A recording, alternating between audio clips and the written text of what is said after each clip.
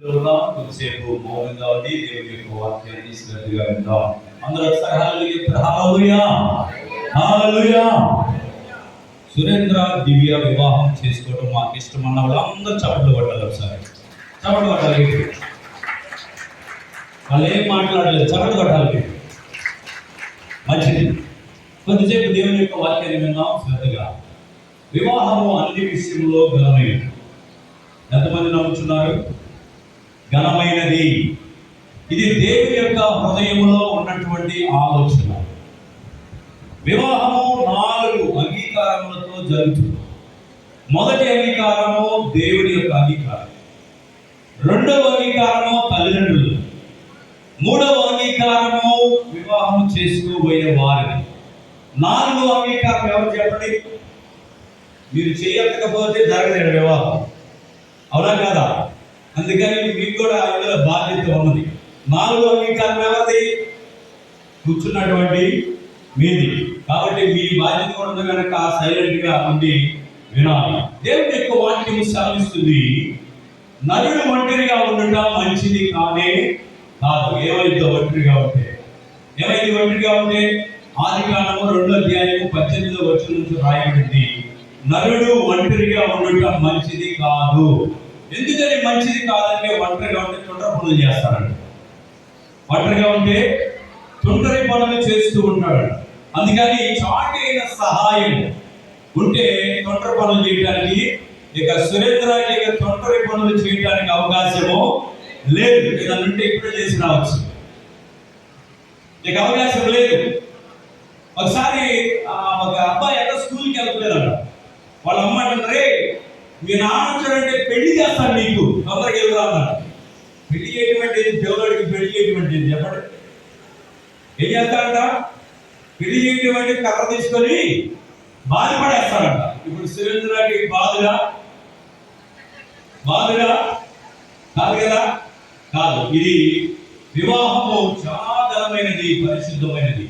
వీళ్ళు 3-4 నెలల నుంచి ప్రయాసపడుతున్నారు వివాహం జరిగించుకోవడానికి. కానీ వివాహం జరిగే రోజు మాత్రము బాగా లేట్ చేసి పడేసేసారు కదా. Getting marriage is easy, but staying together is very hard.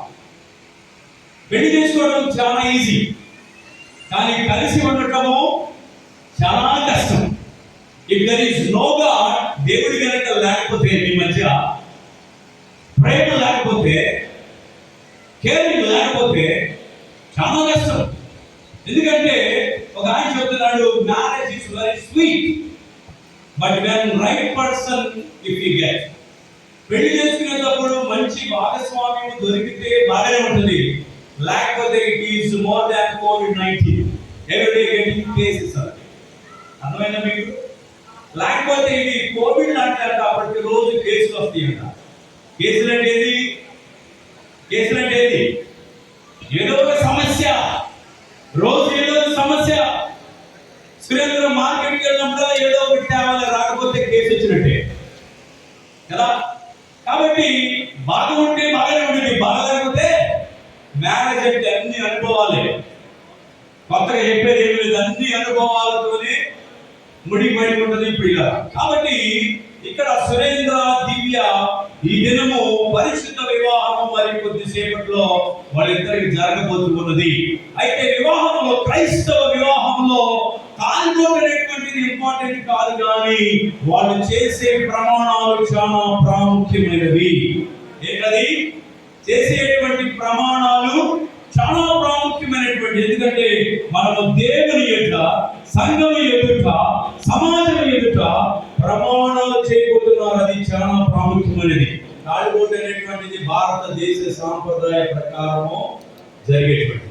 హైందవ ప్రియుల వివాహం జరిగేటప్పుడు వాళ్ళు ఒక సమయంలో జీలకర్ర బెల్లము తల మీద పెట్టి అయిపోయినట్టే వివాహం. ఎందుకు చెప్పండి? ఆ సమయంలో జీలకర్ర బెల్లం పెడతారు వాళ్ళు. ఈ జీలకర్ర బెల్లం అనేటువంటిది అస్సలు కలవడానికి వీలేదు. కానీ ఆ రెండింటిని కలిపి ఒక్కసారి పెట్టగానే వివాహం అయిపోయినట్టు. కాబట్టి వీళ్ళిద్దరూ జీలకర్ర బెల్లంలాగా కలిసిపోయి ఉండాలనేటువంటిది ఈ యొక్క వివాహం వ్యవస్థలో ముడిపడి ఉండదు. ఇక్కడ మనం పరిశుద్ధ దేవుడు చెప్తున్నాడు, నరులు ఒంటరిగా ఉండటం మంచిది కానే కాదు. ఒకసారి ఒక పాస్టర్ గారు, నేను కూడా పాస్టర్నని, అయ్యా మా అమ్మాయికి ఒక సంబంధం చూడాలి, ఎక్కడన్నా మంచి వరుడు ఉంటే చూడయ్యా అని అడిగాడు. నేను అడిగాను, అయ్యా మీ అమ్మాయికి మంచి సంబంధం చూస్తాను, ఓటికి